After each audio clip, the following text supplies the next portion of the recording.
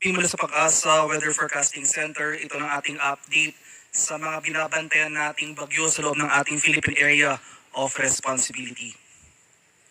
Kanina ngang alas 8 ng gabi ay pumasok ang ating Philippine Area of Responsibility itong bagyo na may international name na Manny at binigyan natin ito ng domestic name na Pepito. Yung latest location nitong si Bagyong Pepito ay nasa layo 945 kilometers silangan ng Eastern Visayas. Isa itong severe tropical storm na may taglay na lakas ng hangin na malapit sa gitna na umaabot ng 100 kilometers per hour at pagbukso na umaabot ng 125 kilometers per hour. Patuloy itong gumagalaw pakanluran sa bilis sa 35 kilometers per hour. At sa ngayon wala pa itong direktang epekto sa ating bansa pero inaasahan natin as early as tomorrow magdudulot na yung mga kaulapan nito ng pag-ulan sa malaking bahagi ng Kabikulan at Eastern Visayas. Samantala patuloy yung pag-monitor naman natin itong si Bagyong Ophel. Isa pa rin itong typhoon at yung latest location natin as of 10 p.m. today ay nandito na ito sa dagat baybayin or yung coastal waters ng Calayan, Cagayan.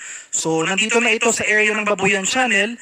May taglay na lakas ng hangin na malapit sa gitna na umaabot ng 130 km per hour at pagbukso na umaabot ng 200 km per hour. Yung paggalaw nito patuloy na northwestward sa bilis sa 15 km per hour. Makikita natin dito sa ating latest satellite images yung mga kaulapan na associated kay Bagyong Ophel patuloy na nagdudulot ng mga pag-ulan sa malaking bahagi ng northern Luzon. For most of Visayas and Mindanao, magpapatuloy itong mas maliwalas na panahon. Maghanda pa rin tayo sa mga tsansa ng mga isolated rain showers or thunderstorms simula ngayong gabi hanggang bukas madaling araw. At para sa karagdagang detalye, para sa mga dalawang bagyo sa loob ng ating PAR, unahin po natin itong si Bagyong Ophel. So yung latest track and intensity forecast natin para kay Typhoon Ophel, patuloy nga yung paggalaw ng northwestward na paggalaw nitong nasabing bagyo.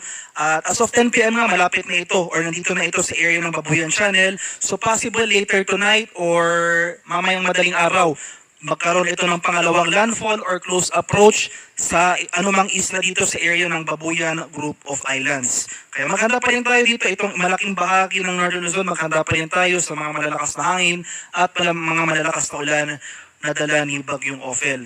And throughout the remainder of the forecast period, simula ngayong gabi hanggang over the weekend at early next week, inaasahan natin na dahil sa patuloy na interaction nitong si Ophel sa kalupaan ng Pilipinas, nakikitaan natin yung patuloy na paghina or yung weakening trend ng nasabing bagyo. So makikita natin dito sa ating track forecast, possible itong lumabas ng ating Philippine Area of Responsibility Friday ng umaga at pumasok muli ng ating PAR anytime within Saturday. So Saturday afternoon or Saturday evening, posible mo ito pumasok ng ating Philippine Area of Responsibility prior to landfall over Taiwan area. At ayun nga, patuloy yung paghina nitong si Bagyong Ophel. At ito naman yung ating latest track and intensity forecast para kay Bagyong Pepito, nakapapasok nga lang ng ating Philippine Area of Responsibility. So makikita natin yung generally westward na paggalaw ng nasabing bagyo, westward hanggang bukas, pero pagsapit ng Sabado and over the weekend, magiging generally northwestward or pahilagang kanluran yung galaw nito. At habang nasa karagatan pa itong si Bagyong Pepito, makikita natin patuloy yung paglakas or pag-intensify nito. Posible itong maging isang ganap na typhoon, possibly bukas ng umaga. At further intensification after that, possible super typhoon category sa Sabado ng hapon or Sabado ng gabi. So prior to landfall, magla-landfall itong si Bagyong Pepito at its peak intensity na kung saan pinakamalakas yung hangin na dala nito. So kailangan natin bigyang diin itong confidence ko ng nasabing bagyo. So possible landfall natin, may kalawa since malayo pa yung forecast period natin. Possible landfall dito sa eastern coast ng Central Luzon or eastern coast ng Eastern Visayas. So ito yung mga area sa sakop ng confidence call natin. So kung may significant changes sa ating track forecast, ay magre-reflect po yan sa mga succeeding issuance ng ating tropical cyclone bulletins para kay Bagyong Pepito. So malaking bahagi ng Luzon at Visayas, maghanda tayo sa mga malalakas na hangin at mga malalakas na ulan na dala ng papalapit na Bagyong Pepito. At para kay Bagyong Ophel, may nakataas pa rin tayong Tropical Cyclone Wind Signal number 4. Dahil pa rin yan sa mga malalakas na hangin na dala ng bagyo, may signal number 4 po tayo dito sa mga areas shaded ng red.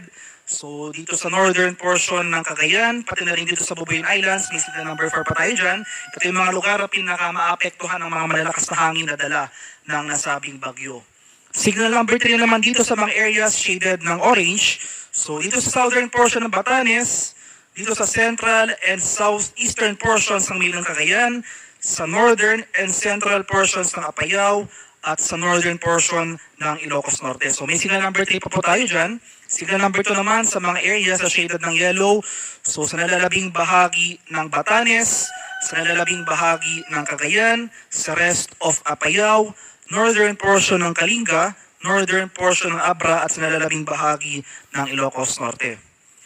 Signal number 1 naman, so may palugit tayo, warning lead time of 36 hours. May mga pagbukso pa rin tayong hangin na inaasahan sa mga areas under wind signal number 1, sa nalalabing bahagi ng Isabela, northeastern portion ng Quirino, nalalabing bahagi ng Abra, rest of Kalinga, dito sa Mountain Province, northern portion ng Ifugao, sa northern and central portions ng Ilocos Sur, at itong northern portion ng Aurora. Kaya sa mga areas na ito, especially itong mga areas under wind signal number 3 at number 4, maghanda pa rin tayo sa mga mapaminsalang hangin na dala ng nasabing bagyo. So itong si Bagyong Ophel, magdudulot pa rin ng malalakas na hangin sa malaking bahagi ng northern Luzon. More in particular, itong ang areas under wind signal number 3 and wind signal number 4 sa bahagi ng extreme northern Luzon area prior to landfall over any island dito sa Babuyan Group of Islands.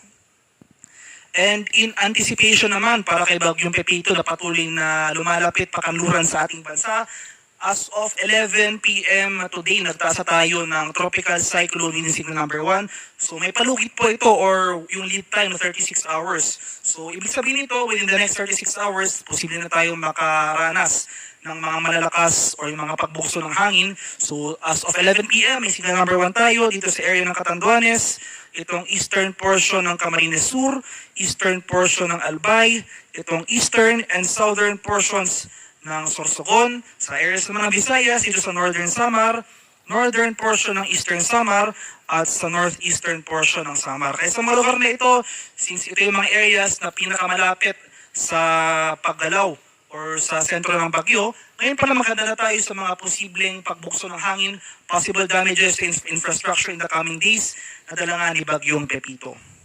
In terms naman of heavy rainfall, ay mga malalakas sa pag-ulan na dala ng bagyo.